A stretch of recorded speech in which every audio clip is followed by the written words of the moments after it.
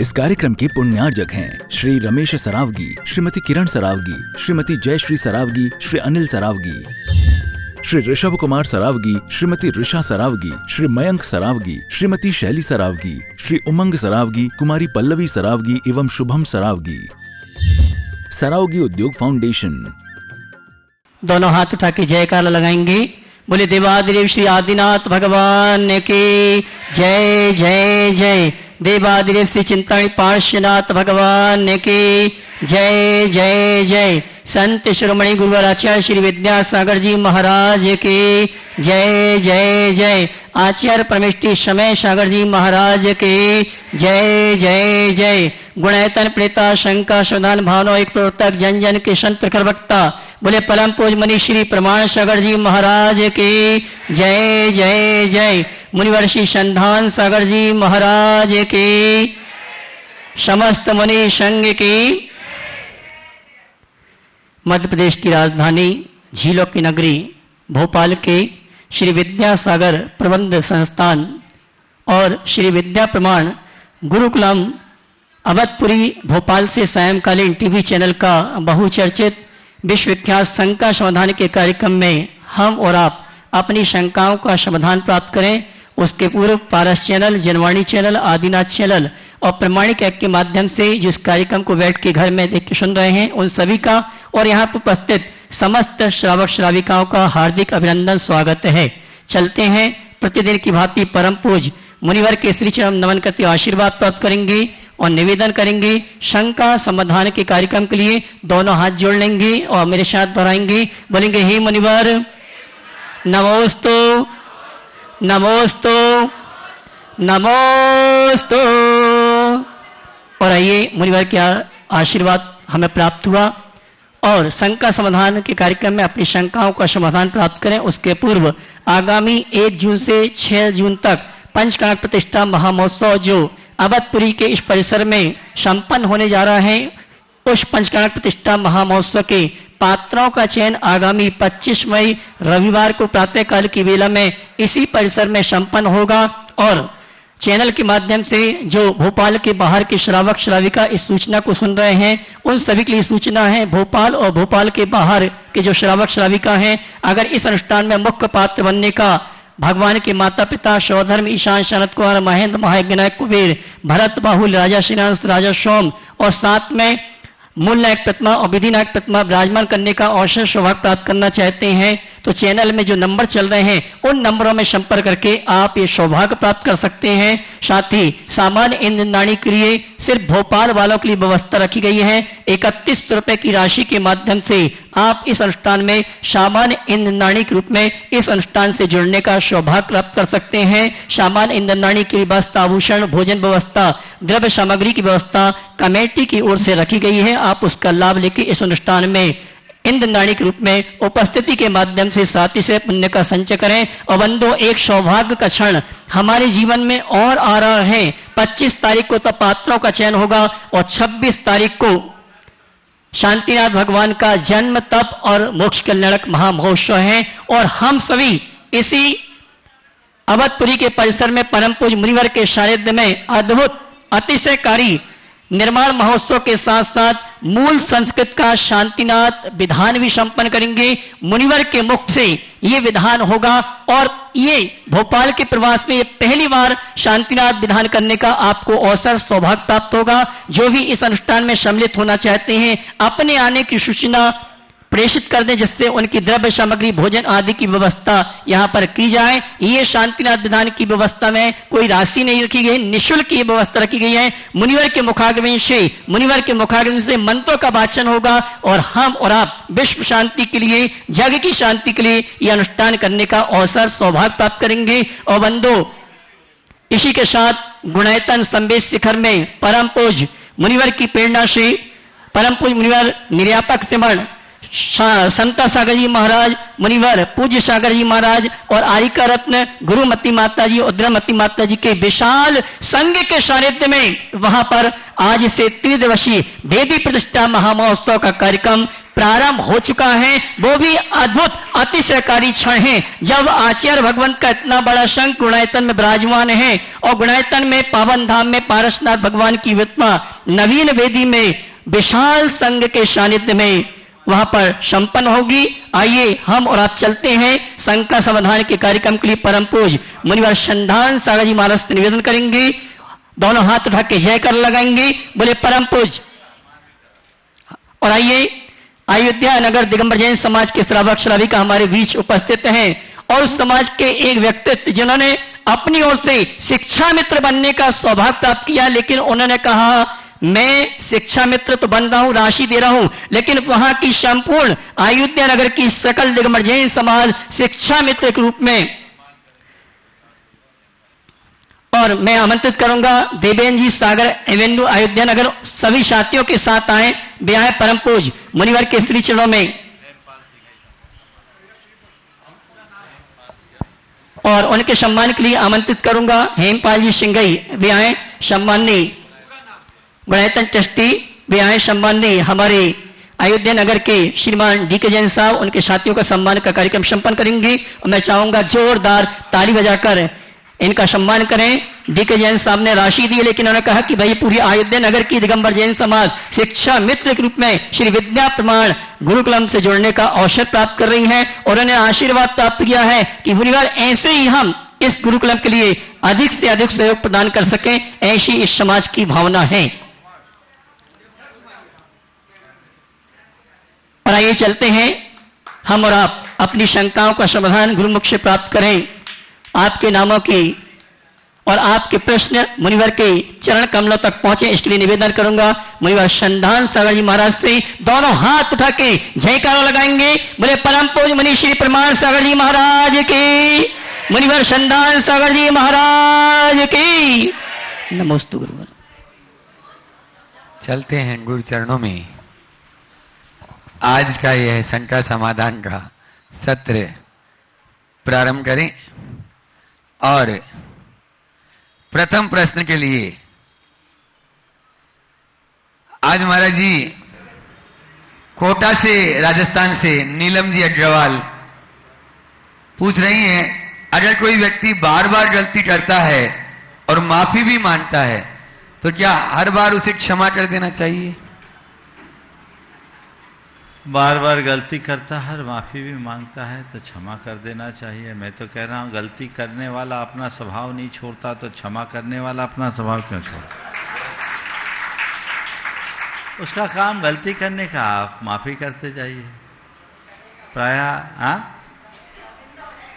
हाँ प्रायः ऐसा किनके साथ होता है? अपनों के ही साथ होता है, गैरों के साथ नहीं। उनके साथ जिनके साथ 24 घंटे आपको रहना है। क्यों ना हम ऐसे लोगों के प्रति सकारात्मक बन जाएं और यह उन्हें उनकी स्वभावगत दुर्बलता मान लें और ये सोचे कि ज़्यादातर लोग तो गलती करके गलती का एहसास भी नहीं करते, कम से कम सामने वाला माफ़ी तो मांग रहा है, छोड़ो माफ़ करो। और जब छोटी छोटी बातों को आप इस तरह से माफ़ करने में सक्षम हो जाओगे तो आपका जीवन आनंद से भर जाएगा, फिर किसी प्रकार की दुविधा नहीं होगी, जीवन का पथ प्रशस्त होगा। नागपुर से रश्मि जी जैन पूछ रही हैं, आपके शंका समाधान के कार्यक्रम को इन्होंने देखा और आपने ध्यान में जो मन को एकाग्र करने का तरीका बताया उसी से संबंधित है। ध्यान करते समय बार मन भटकता है, क्या यह ध्यान की विफलता है या यह भी एक ध्यान का ही हिस्सा है, अभ्यास का ही हिस्सा है? ध्यान करते समय मन बार बार भटकता है, यह ध्यान की विफलता नहीं, ध्याता की चंचलता है। ध्याता की चंचलता। ध्याता यदि थोड़ी सी स्थिरता रखे तो अपने भटकते हुए मन को संभाल सकता है। हमें अपने मन को भटकाव से रोकना चाहिए और उसके लिए अभ्यास चाहिए। 2 दिन पहले मैंने इसके विषय में काफ़ी विस्तार से कहा भी है। तो ध्यान के लिए अभ्यास जरूरी है, एकाएक कोई ध्यान में नहीं डूब सकता, लेकिन थोड़ा अभ्यास करेंगे तो होगा। प्रायः ध्यान के समय ढेर सारे विचार आते हैं। मैं आप सबसे कहना चाहूँगा, विचार आते आने दीजिए, जैसे आसमान में बादल आते हैं चले जाते हैं, छट जाएंगे। आप विचारों के दृष्टा बनिए, उनके साथ बहिए मत। जितने विचार आ रहे हैं आने दीजिए, आप तो केवल सहज भाव से बैठे रहिए। आप आने वाले विचारों में उलझोगे तो जाओगे, और आने दो, जैसे हवा चल रही है आके पास हो रही है, होने दो। ऐसे ही विचार आ रहे हैं, आने दीजिए। आप विचार शून्यता की स्थिति में नहीं आ सकते, पर विचारों के दृष्टा जरूर बन सकते हैं। और यदि ऐसा करेंगे तो आपका मस्तिष्क बहुत शांत होगा, भावनाएं निर्मल होगी, जीवन पवित्र होगा, और ये कर्म निद्रा का अमोघ साधन बनेगा। उज्जैन से मोहित भाई पूछ रहे हैं, क्या घर गृहस्थी और साधना साथ साथ चल सकती है, या साधना के लिए सब छोड़ना ही पड़ता है? ये भ्रांत धारणा है कि साधना के लिए सब कुछ छोड़ना पड़ता है। बिल्कुल नहीं। इस धारणा को बदल देना चाहिए। साधना के लिए चीजें छोड़नी नहीं पड़ती, मन को मोड़ना पड़ता है। सब छोड़ने से साधना नहीं होती, मन को मोड़ने से साधना होती है। मन को मोड़ने की कला विकसित कीजिए, चीजें अपने आप बदल जाएगी। तो आप घर गृहस्थी में, तो ऐसा नहीं कि घर गृहस्थी में आप कुछ नहीं कर सकते।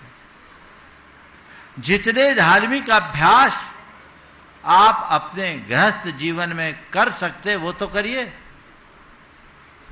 और साधना का मूल मंत्र है अनासक्ति और निष्प्रहता।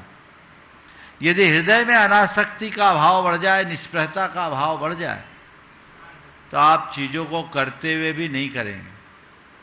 तो अंतरंग में वो जगाइए, कर्तव्य भाव से काम कीजिए, और साथ में संयम और संतोष को जगाइए।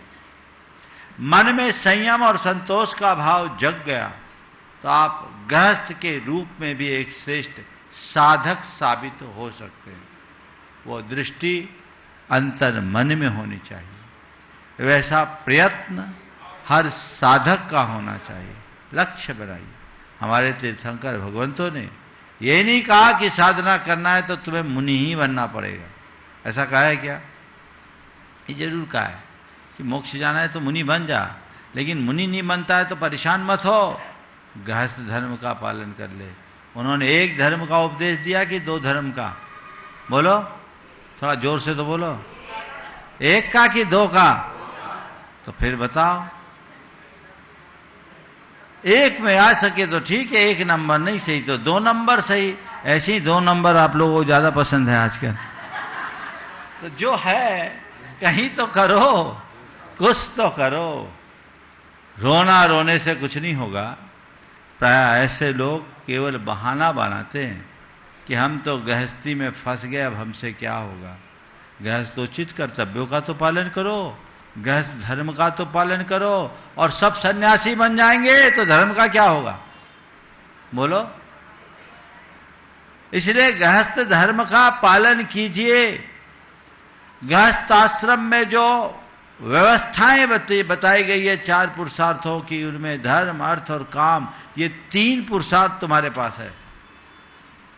एक नहीं, हम मुनियों के पास तो एक है, तुम्हारे पास हमसे 3 गुनी ताकत है, 3 गुना अवसर है।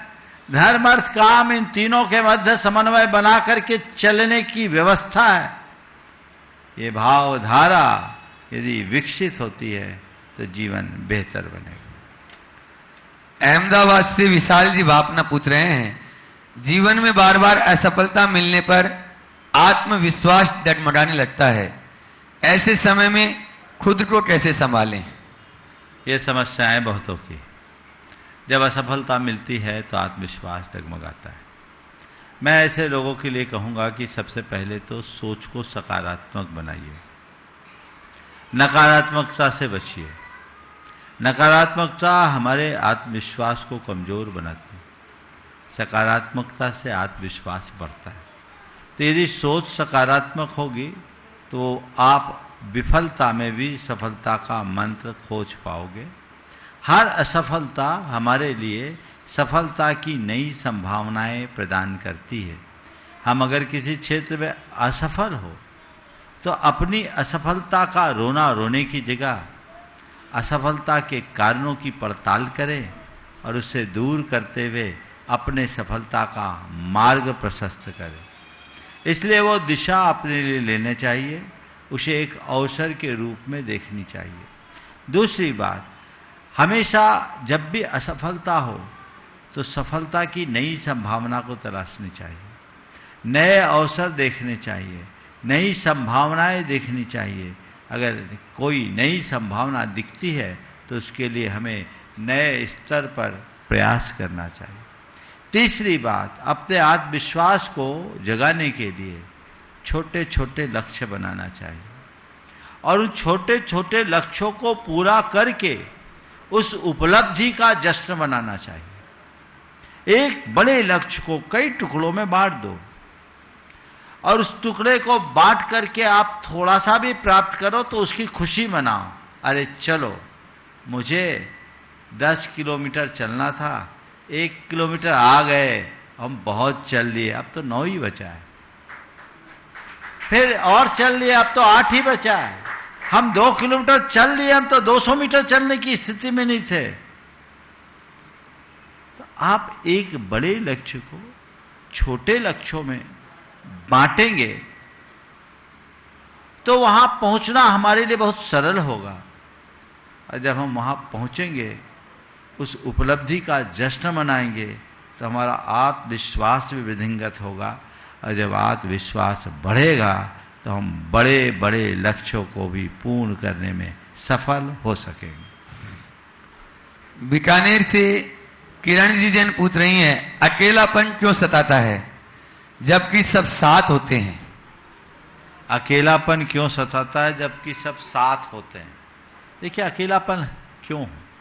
इसलिए क्योंकि हमने अपेक्षाओं का विस्तार कर लिया। आप जितनी अधिक अपेक्षाएं रखोगे उतना अपने आप को अकेला पाओगे। अगर आपने अपेक्षाएं हटा दी तो कभी अकेलापन नहीं लगेगा। एक शब्द है अकेलापन और एक शब्द है एकत्व, दोनों में बड़ा अंतर है। अकेलापन नकारात्मक और एकत्व एक सकारात्मक आध्यात्मिक अनुभूति। दोनों के स्वरूप को समझना है। जब हम अपने आप को उपेक्षित, असहाय, निराश्रित, एकाकी अनुभव करने लगते हैं तब हमें अकेलापन लगता है, खाली खाली सा लगता है, क्योंकि वहाँ हमारी आशा अपेक्षा अधूरी रह जाती है। हमें लगता है कोई किसी का साथ नहीं देता। लेकिन जब हम अपनी चेतना को अंतर्मुख बनाकर जीवन के यथार्थ पर विचार करते हैं, जीवन की वास्तविकता पर विचार करते हैं, तो लगता है मैं आया भी अकेला था, जाऊंगा भी अकेला ही, मेरे जीवन का सुख दुख भी मैंने अकेला ही भोगा है। सुख दुख जीवन मरण जो कुछ भी है वह सब अकेला ही है, ये शरीर भी मेरा नहीं है। एक व्यक्ति है जो एक कहता है कोई साथ नहीं देता, और एक दूसरा व्यक्ति है वो कहता है कोई साथ दे नहीं सकता। कोई साथ नहीं देता, इसमें लाचारी और बेबसी है, ये एक प्रकार का आरोप है।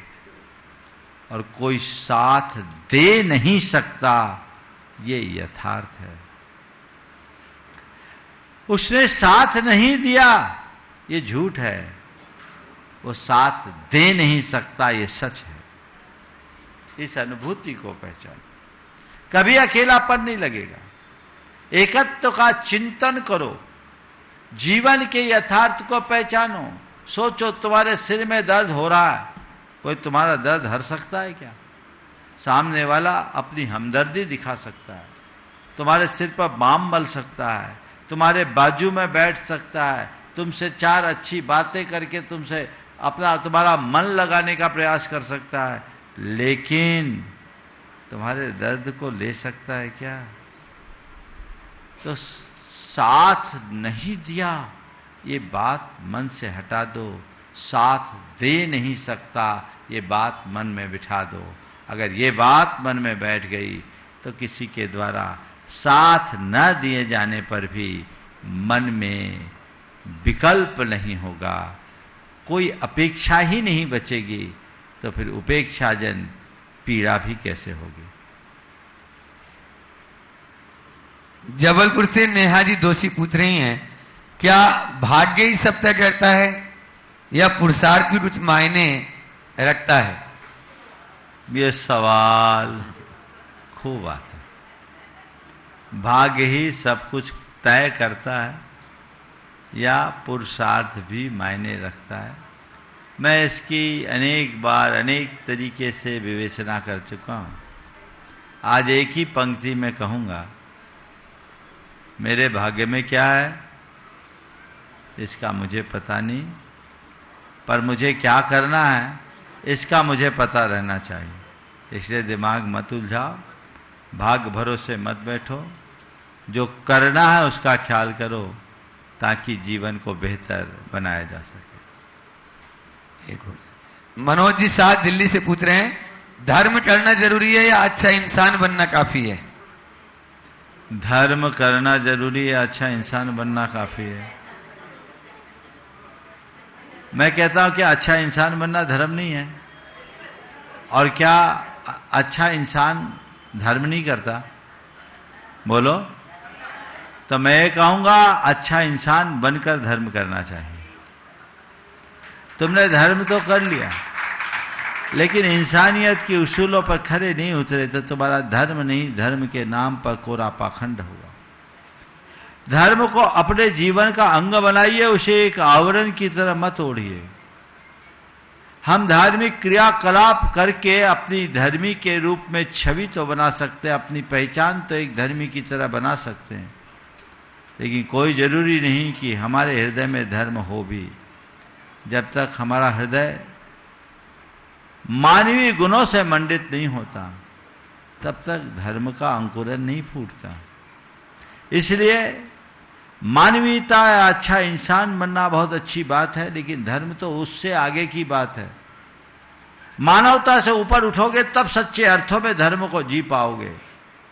जो तुम्हारे जीवन को आध्यात्मिकता से जोड़ दे, जो तुम्हारे अंदर के दोषों और दुर्बलताओं को दूर कर दे, वो धर्म है, जिससे अपने दुखों से मुक्त हो सकोगे और अपने जीवन का कल्याण कर सकोगे। इसलिए जो लोग इंसानियत की बात करते हैं मैं उनका समर्थन करता हूँ, लेकिन इतना कहना चाहता हूँ कि केवल इंसानियत की बात मत करो, केवल मानवता की बात मत करो।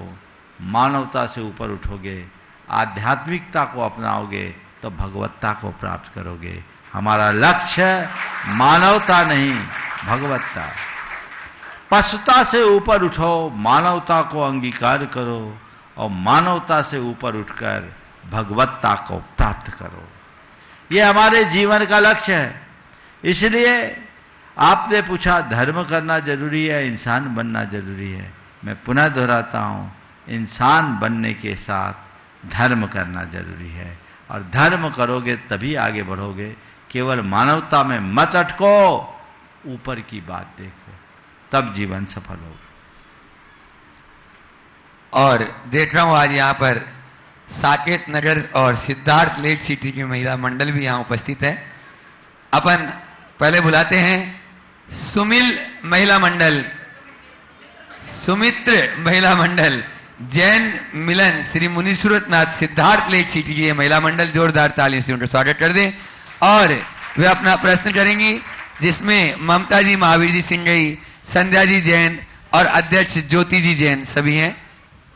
एक प्रश्न कर लें और उस साथ में उसके बाद में जो प्रतिदिन सिद्धार्थ लेक से सुबह शाम दोनों टाइम आते हैं, ऐसे महावीर जी सिंह सिद्धार्थ लेक सिटी, वे भी अपना प्रश्न करेंगे। थोड़ा फैल जा, हाँ पूरे में फैल जा। हाँ हाँ हाँ, फैल सकते। हाँ चलो सवाल करो। हाँ बोलो, प्रश्न बोले।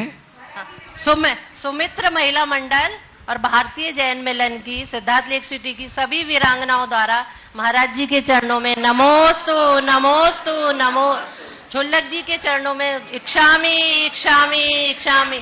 महाराज जी, हम सब निवेदन करने आए हैं कि आपका चातुर्मास हमारे भेल क्षेत्र में ही हो और आपके चरण हमारे सिद्धार्थ लेक सिटी में पुनः पड़े। हम सब की है अभिलाषा, भेल क्षेत्र में हो आपका चौमासा। प्रश्न पूछो। प्रश्न करें। हाँ बोलो। महाराज जी नमोस्तु नमोस्तु, इच्छामी इच्छामी। महाराज जी, मन को किसी एक विषय पर केंद्रित करना ध्यान कहलाता है। आगम में 4 ध्यान बताए गए हैं, आर्त, रौद्र, धर्म और शुक्ल ध्यान। महाराज जी, पदस्थ, पिंडस्थ और रूपस्थ ध्यान भी होते हैं।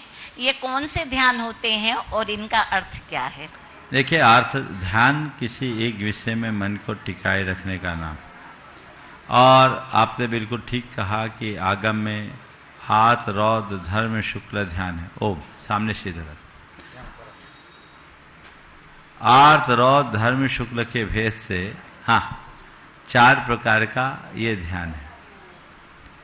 इनमें से एक ध्यान तप है जो हमारे कर्मों की निजरा करता है। वो क्या है? प्रयत्न पूर्वक मन को शुभ विचारों में टिकाना। आर्त और रौद्र ध्यान है, ये बिना प्रयत्न के हमारे मन में आते हैं, उसके लिए हमें कुछ करना नहीं पड़ता, संस्कार वश होते हैं, लेकिन एक चित्त तो हो जाता। कोई व्यक्ति कोई मूवी देखता है तो एकाग्र होकर देखता है कि नहीं देखता? हाँ, कोई देखता है। कई लोग अपने कामों में पूरी तरह मग्न हो जाते हैं, है ना। तो ये दुनियादारी के कार्यों में जो लीनता है, ये लीनता सांसारिक लीनता है, और सांसारिक लीनता संसार की वृद्धि करने वाली। इस सांसारिक लीनता से हटकर आत्मा में तल्लीन होना, शुभ भावों और विचारों में तल्लीन होना, ये ध्यान तप है। तो हमारे धर्म ध्यान और शुक्ल ध्यान ये कर्म निर्जरा के कारण है। इससे हम अपनी चेतना का परिष्कार कर सकते हैं। यही वास्तविक ध्यान है जिसे हमें प्रयत्न पूर्वक करना चाहिए। आपने पदस्थ, पिंडस्थ, रूपस्थ और चौथा और बता देता हूँ, रूपातीत। ये 4 ध्यान हैं जो हमारे साधना के अंग है। इनका हम अभ्यास करके ध्यान को पूरा कर सकते हैं। धर्म ध्यान के अंग है। पदस्थम मंत्र वाक्यस्थम, मंत्र वाक्यों के आधार पर किया जाने वाला ध्यान पदस्थ ध्यान, ठीक है। पिंडस्थ ध्यान अपने शरीर में स्थित परमात्मा के चिंतन का ध्यान, पिंडस्थ ध्यान। रूपस्थ ध्यान अरहंत परमेष्टि का, उनके दिव्य समोसरण के साथ ध्यान करना, ये रूपस्थ ध्यान। और अपने भीतर विराजमान शुद्ध बुद्ध चैतन्य आत्मा का चिंतन करना, ये रूपातीत ध्यान। ओम हो गया। चलो, Mahavir ji Singh Siddharth lake city Gunayatan trustee प्रश्न करेंगे और भी और उसके बाद में और किसी को पूछना है? और बोलो बोलो बोलो बोलो बोलो। महाराज जी नमस्ते। सरल जी जैन, बोलो बोलो। पूछिए। महाराज जी नमोस्तु। मैं चाहती हूँ मेरा समाधि मरण हो, मेरा जीवन धर्म धारण में बीते, किसी से एक गिलास पानी न मांगना पड़े, न सेवा कराने पड़े, न मुझे बिस्तर। बहुत सुंदर, अलग से बात करना। चलिए आइए, ठीक है। ओ, और इसी के साथ में अपने बीच में इंजीनियर सुबोध जी जैन जो नरेगाम गुणायतन ट्रस्टी, वे अपना महावीर जी प्रश्न कर रहे हैं।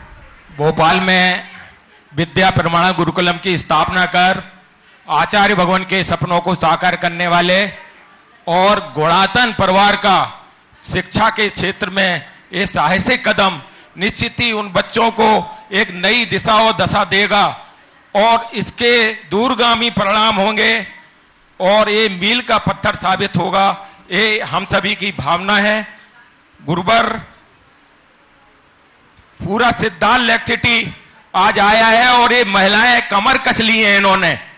एक तो 86 साल की हमारी आंटी सल्ला आंटी बोले मैं भी चलूंगी इस अनुष्ठान में, गुरुवर के आज तो हमें चलना ही है, और ये मानी नहीं। हमने कहा तुम्हारी उम्र ज्यादा है लेकिन ओम सवाल करो। प्रश्न ये है महाराज जी कि भक्त ने यह कर कर रख दी जाप माला, मैं गिनकर क्यों नाम जपूं उनका जो बेहिसाब देता है। मैं गिनकर, भक्त ने यह कहकर अलग रख दी जाप माला, मैं गिनकर क्यों नाम जपूं उनका जो बेहिसाब देता है। बहुत सुंदर। मैं गिनकर क्यों नाम जपूं उनका जो बेहिसाब देता है। एक बार आपके ही सवाल को किसी ने दूसरे तरीके से पूछा, महाराज जी माला क्यों गिनते हैं, भगवान का नाम भी गिन गिन कर लेना, क्या बात, भगवान का नाम ले और गिन गिन करके लें तो माला क्यों गिनते हैं। मैंने कहा ध्यान रखो, अगर नोट गिनते हो तो माला भी गिनो, नोट गिन रहे हो तो माला गिनो, और माला इसलिए गिनो कि और कुछ गिनने की आदत खत्म हो जाए। बहुत बढ़िया, बहुत। और चीजें जो गिन रहे हो ना उसको गिनने की आदत खत्म हो जाए, और जो भगवान का नाम है गिनते जाओ। और एक बात और बोलता हूं, भगवान के नाम गिनते समय भगवान के उपकारों को याद करो। मैं जितनी बार भगवान का नाम ले रहा हूं उतने उतने उपकार मेरे उनके ऊपर है, मैं उपकार के बहाने कृतज्ञता प्रकट कर रहा हूं। बहुत है।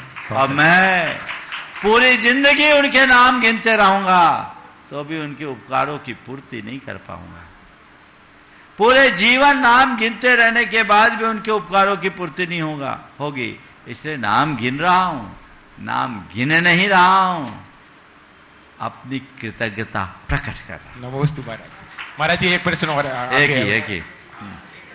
सुबोध जी नगर निगम गुणायतन ट्रस्टी और यहाँ के कर्मठ कार्यकर्ता वे अपना प्रश्न जल्दी से करें। और उपाध्यक्ष श्री विद्या प्रमाण गुरुकुलम के एक बार जोरदार ताली बजा दीजिए। अहरनिष्ठ गुरु सेवा में लगे हैं। और उसके बाद में तैयार रहेंगी साकेत नगर की अखिल भारतवर्षीय दिगंबर जैन महिला परिषद के सभी सदस्य। गुरुवर के चरणों में त्रयवार नमोस्तु, मुनिवर के चरणों में त्रयवार नमोस्तु। इच्छामी छुल्लक जी। महाराज जी छोटा सा प्रश्न है कि जिंदगी लीज पर मिली है, फिर हम रजिस्ट्री के चक्कर में क्यों पड़ते हैं। बहुत अच्छा सवाल है। जिंदगी लीज पर मिली है, फिर हम रजिस्ट्री के चक्कर में क्यों पड़ते हैं।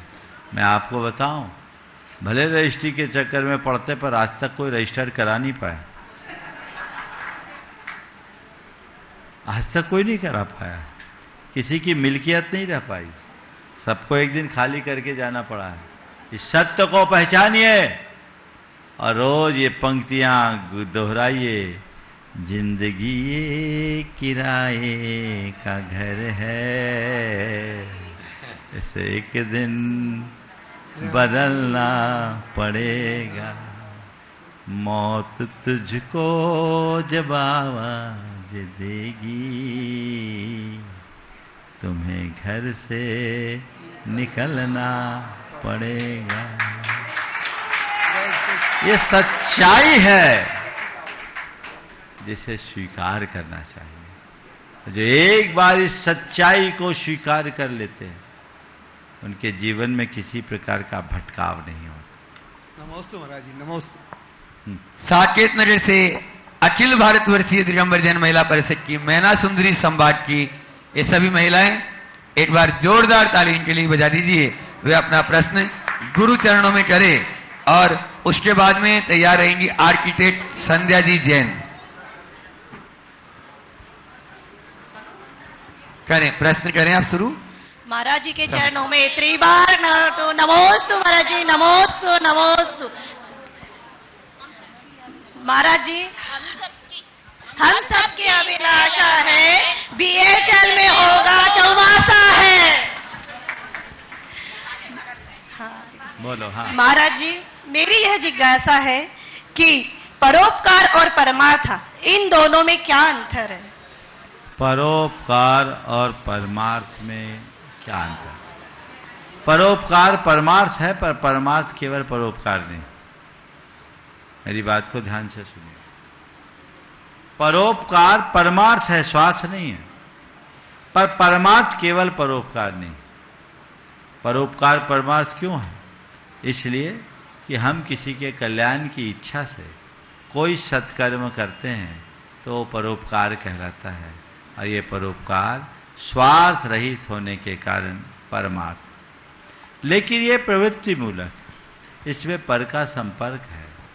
परमार्थ परम निर्वृत्ति तक पहुंचने का मार्ग है, और जब हमें परमार्थ में डूबना है यानी अपनी आत्मा में डूबना है। परमार्थ का मतलब होता है परम, और अर्थ यानी तत्व। जीवन के परम तत्व से जुड़ना ही परमार्थ है। तो उस परमार्थ यानी आत्मा का आत्मा से केंद्रीकरण हो जाना, जिसके लिए सर्व संपर्कों को तोड़ना पड़ता है, सबसे विमुक्त होकर अपने अंतरात्मा से जुड़ना पड़ता है। यदि ये धारा और दृष्टि अंतरंग में विकसित होती है तो परम परमार्थ होता है। लेकिन हाँ, स्वार्थ भाव से ऊपर उठकर हम जो कुछ भी करते हैं वह सब परमार्थ की श्रेणी में आता है। पारमार्थिक क्रियाओं और कर्तव्यों के अनेक रूप हैं, हमें भूमिका अनुसार उन्हें करते रहना चाहिए। नमोस्तु महाराज जी, नमोस्तु। हाँ बोलो। नमोस्तु महाराज जी। सब बोलते हैं कि पूजा कर रहे हैं तो आप पूजा रोज रोज मत करिए, स्वाध्याय करिए। तो महाराज जी, स्वाध्याय जरूरी है कि पूजा भी करनी चाहिए? क्या ऐसे लोगों से एक सवाल करिए कि हम स्वाध्याय करते हैं और शास्त्र में लिखा है पूजा करो। तो शास्त्र में तो लिखा है पूजा करो और तुम कह रहे हो स्वाध्याय करो, तो स्वाध्याय से क्या मतलब जिसको हम फॉलो ही ना करें? अपने कर्तव्य को मत छोड़ो, पूजा भी करो, स्वाध्याय भी करो, पर स्वाध्याय में इतना रस मत लो कि पूजा ही छूट जाए। पूजा आवश्यक है, वो जरूर करो। हाँ, एक संशोधन कर लो, पूजा को पूजा की तरह ना करो, पूजा को भी अपना स्वाध्याय बना लो। नमोस्तु। हम सबकी यही अभिलाषा, मेरे क्षेत्र में हो जो मासा। हम सबकी यही अभिलाषा, मेरे क्षेत्र में हो जो मासा। गोपाल को छोटा मत बनाओ। आर्किटेक्ट संध्या जी जैन पीछे, हाँ, वे अपना प्रश्न कर रही हैं और उसके बाद में तैयार रहेंगे।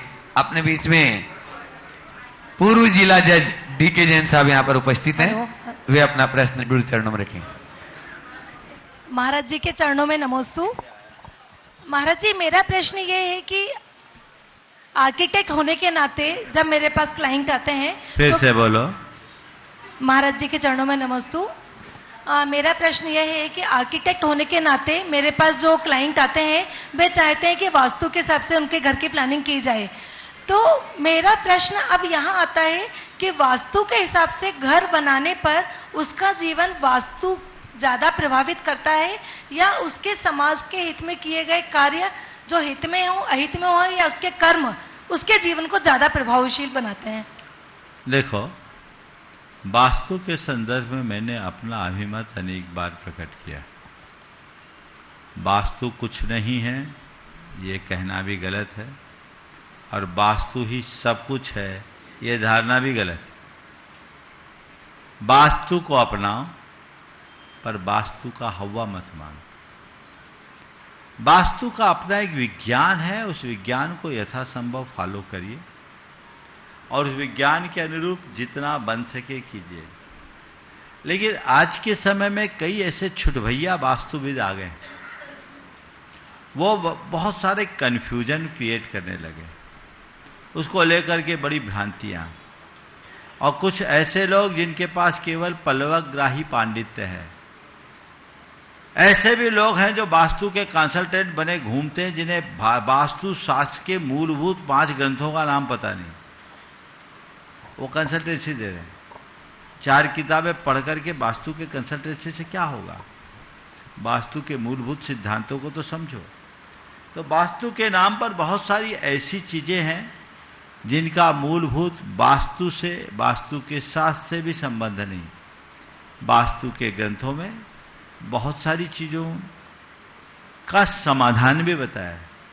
अमूमन लोग कहते हैं दक्षिण मुखी घर नहीं लेना चाहिए, ये धारणा है। आप भोपाल के जितने दक्षिण मुखी घर या दक्षिण मुखी दुकान है उनका सर्वे करके बताओ, बहुत संपन्न है ना। और वास्तव में इसका समाधान है, ऐसा नहीं कहा कि दक्षिण में मत रखो, आपको जहां वहां रखो, सबका अपना समाधान है, सबका अपना रास्ता है, उसके विशेषज्ञ से राय लेना चाहिए। चूंकि आप एक आर्किटेक्ट हैं और आप मकान बनने से पहले अपना परामर्श देते हैं जी, तो आपको अपनी टीम में एक ऐसे विशेषज्ञ को रखना चाहिए जो आपको पूरा रास्ता दिखा सके और उसको आर्किटेक्चर के साथ मिला करके आप चीज़ें बनाएं तो लोगों का भला होगा। क्योंकि द्रव्य क्षेत्र काल भाव के आश्रय से कर्म अपना फल देता है। वास्तु की भूमिका क्षेत्र शुद्धि की भूमिका है और इसका अपना एक विज्ञान भी है जो हमारे इलेक्ट्रोमैग्नेटिक फील्ड के बेस पर डेवलप हुआ है। तो हमारी चुंबकीय तरंगों का जो प्रवाह है वह प्रवाह और संचार हमारे मनोमस्तिष्क को भी प्रभावित करता है, हमारे हिताहित को भी जोड़ता है, तो कुछ अंशों में वो काम करता है। ये मैं पुनः दोहराता हूँ, वास्तु कुछ नहीं है ये कहना गलत है और वास्तु ही सब कुछ है ये धारणा गलत है। समझ गया? नमस्ते महाराज जी, नमस्ते।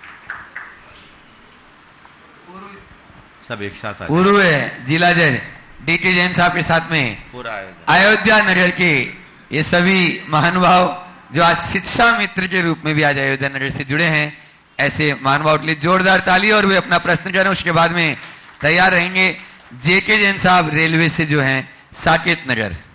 गुरुवर के श्री चरणों में नमोस्तु, मुनिवर संधान सागर जी के चरणों में नमोस्तु, शुलक जी के चरणों में इच्छामी इच्छामी इच्छामी। गुरुदेव,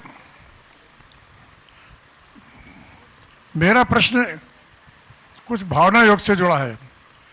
एक ऐसे दृष्टांत कल के दैनिक भास्कर के अखबार में आया है, इसमें लिखा है कि 2 बार ओलंपिक मेडल जीतने के बाद पेरिस के 2024 में नहीं खेल पाई थी ओलिविया, ये नहीं खेल पाई। क्या नाम बोला आपने? ओलिविया। इन्होंने कल इसमें लिखा हुआ है, ये वो कहते हैं कि चैंपियन वाली मानसिकता बनाए रखने के लिए असफलता जरूरी है, तो असफल ही हो गई थी। इसके बाद में उन्होंने लिखा है कि 2018 में 23 साल की उम्र में पैन पैसिफिक चैंपियनशिप में खराब प्रदर्शन के बाद वे मानसिक रूप से टूट चुकी थी, लेकिन तब उन्होंने पहली बार लिखना शुरू किया था। उन्होंने खुद से सकारात्मक बातें लिखना शुरू किया। उन्होंने लिखा, मैं मजबूत हूँ, मैं चैंपियन हूँ, मैं मजबूत हूँ, मैं चैंपियन हूँ। इससे उनका नजरिया पूरी तरह बदल गया।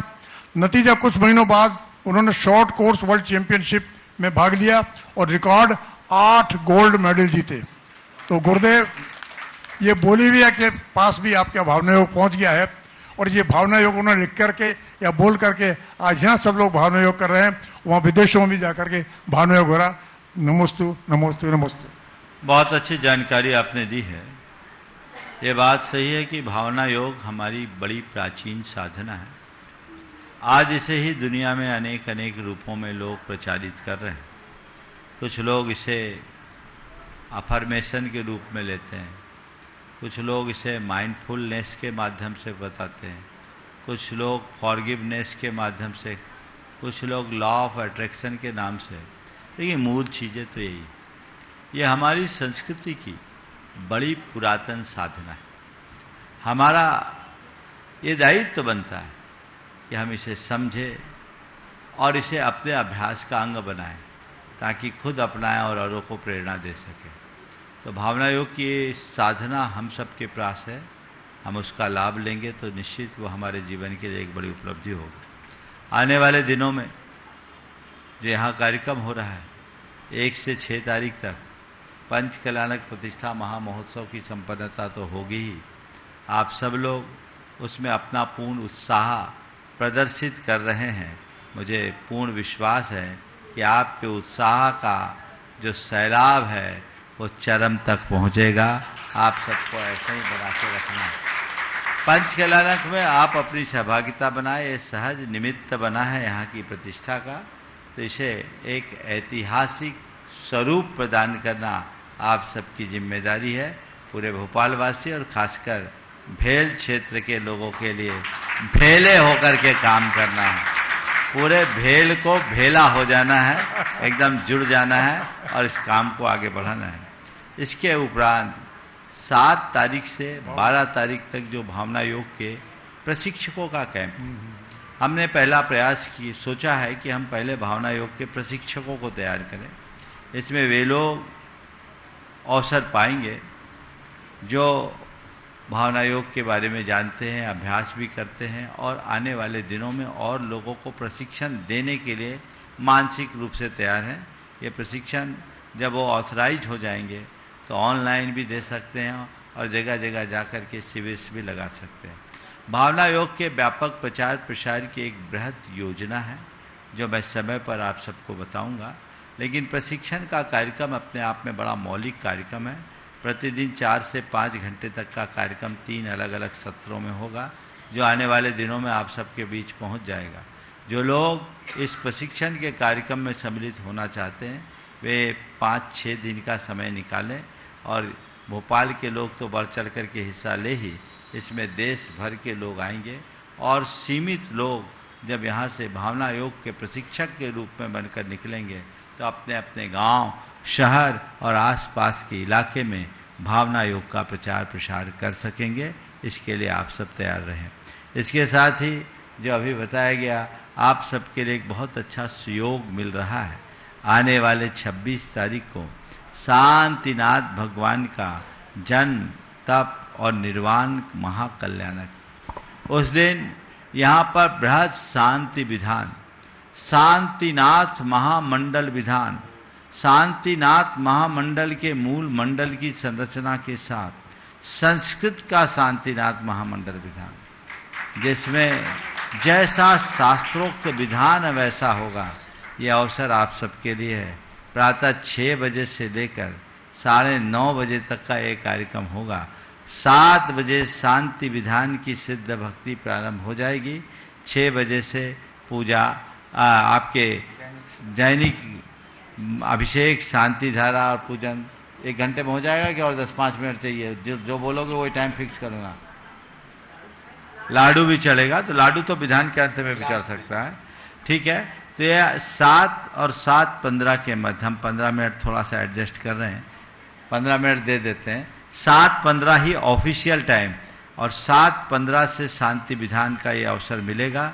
आप चाहते हैं कि हम इसका लाभ ले तो जरूर लाएं, आज जरूर उपस्थित हों, पूरा भोपाल उमड़ जाए इस शांति विधान को संपन्न करने के लिए। यह आपके जीवन के अनिष्ट, अमंगल और अरिष्ट के निवारण का एक सबल हेतु बनेगा। आप भाव विशुद्धि के साथ इसका लाभ लें। और 27 तारीख को गुरुराम गुरु आचार्य ज्ञान सागर जी महाराज का समाधि दिवस भी हम सब लोग बहुत धूमधाम से संपन्न कराएंगे। पंच कल्याण के लिए आप सबका उत्साह बहुत अच्छे से प्रदर्शित हो रहा है। तो मैं जैसा अभी बताया, अभय भैया उसकी सूचना देंगे। और अभी शिखर जी में वेदी प्रतिष्ठा भी चल रही है। वहाँ के पावन धाम जिनाले में पार्श्वनाथ भगवान अपने मूल वेदी में विराजमान हो रहे हैं। वहाँ के वेदी का जीर्णोद्धार हुआ, शिखर का जीर्णोद्धार हुआ है और वहाँ समता सागर जी महाराज, पूज्य सागर जी महाराज संघ सहित विराजमान हैं और गुरुमती जी, दिलमती जी, आर्यका संघ भी गुणायतन में ही विराजमान है। ये एक बहुत अच्छा सुयोग है, सभी लाभ ले रहे हैं। आगामी 25 तारीख के कार्यक्रम की जानकारी अभय भाई जी देंगे। आपके सवाल का उत्तर तो हो गया ना? हाँ चलिए। और कोई और किसी को पूछना है? पूछिए। जेके जैन साहब, रेलवे साकेत नगर। हाँ वो पूछ ले, फिर अभय भैया। पूरे साकेत नगर वाले, उसके बाद में अभय भैया तैयार रहे। संध्या जी तैयार बाद में, समय बचेगा तो सागर से। महाराज जी नमोस्तु नमोस्तु नमोस्तु। महाराज जी जैन धर्म में चमत्कार को मान्यता नहीं दी गई है। हाँ तो फिर से बोलिए। महाराज जी जैन धर्म में चमत्कार को मान्यता नहीं दी गई है। चमत्कार और अतिशय में क्या अंतर रहता है? जैन धर्म में चमत्कार को मान्यता नहीं दी गई, किसने कहा? जैन धर्म में चमत्कार को मान्यता दी गई। अतिशय में क्या अंतर दोनों? अरे मेरी बात तो सुनो, घबरा कह रहे हो। जैन धर्म में चमत्कार को मान्यता दी गई है। कौन से चमत्कार को? चैतन्य चमत्कार को। अपनी चेतना को चमकाना ही वास्तविक चमत्कार है।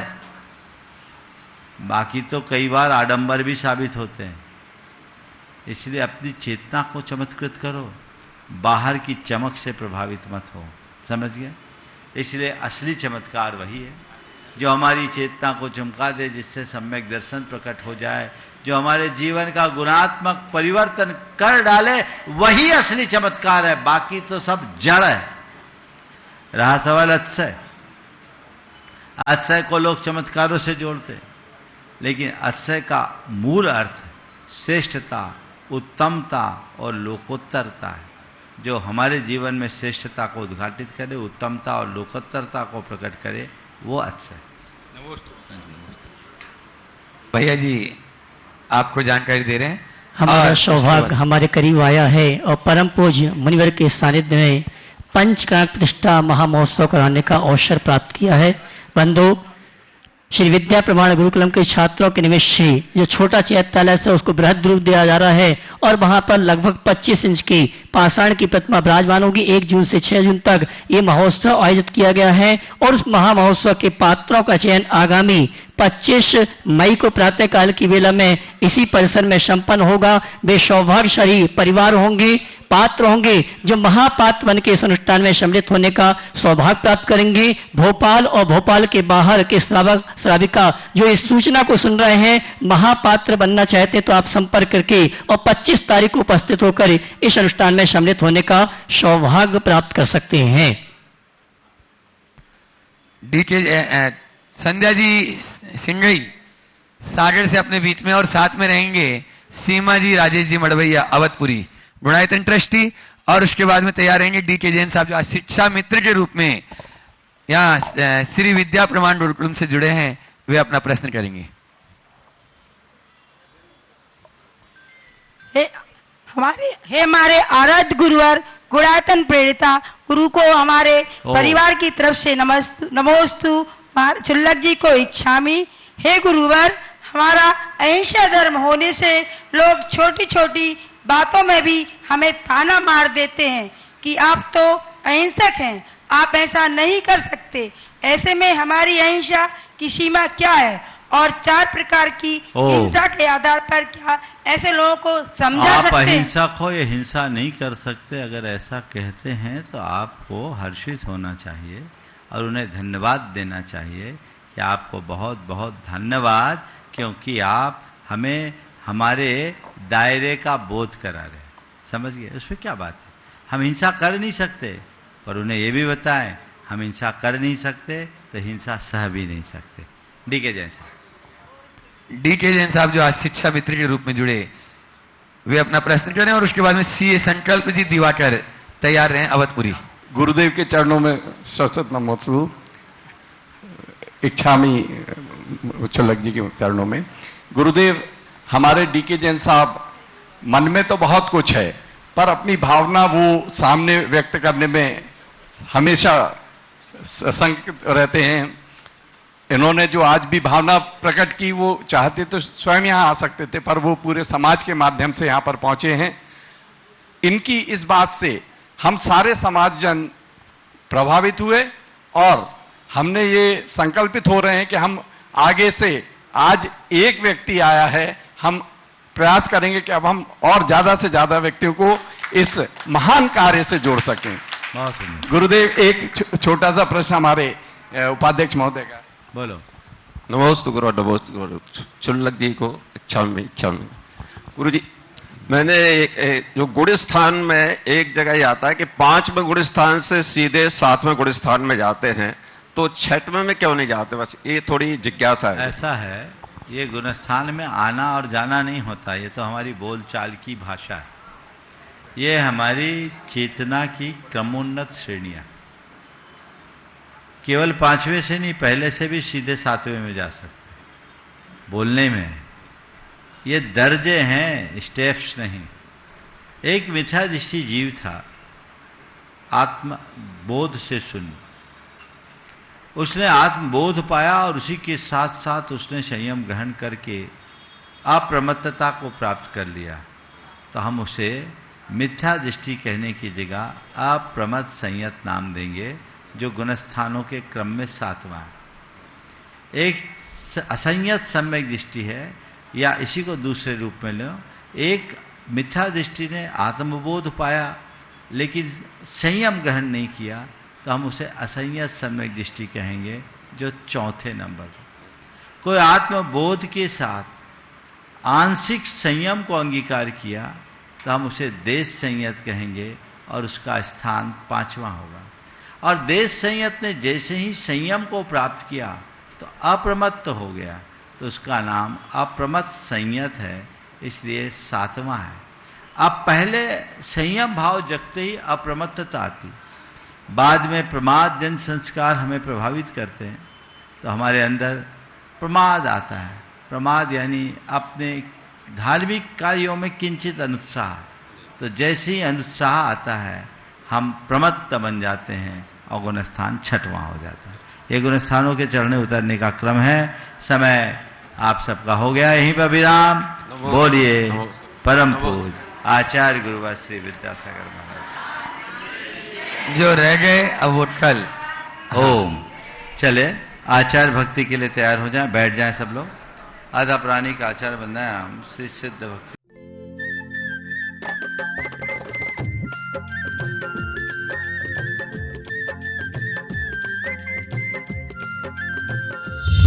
इस कार्यक्रम के पुण्यार्जक हैं श्री रमेश सरावगी, श्रीमती किरण सरावगी, श्रीमती जयश्री सरावगी, श्री अनिल सरावगी, श्री ऋषभ कुमार सरावगी, श्रीमती ऋषा सरावगी, श्री मयंक सरावगी, श्रीमती शैली सरावगी, श्री उमंग सरावगी, कुमारी पल्लवी सरावगी एवं शुभम सरावगी। सरावगी उद्योग फाउंडेशन।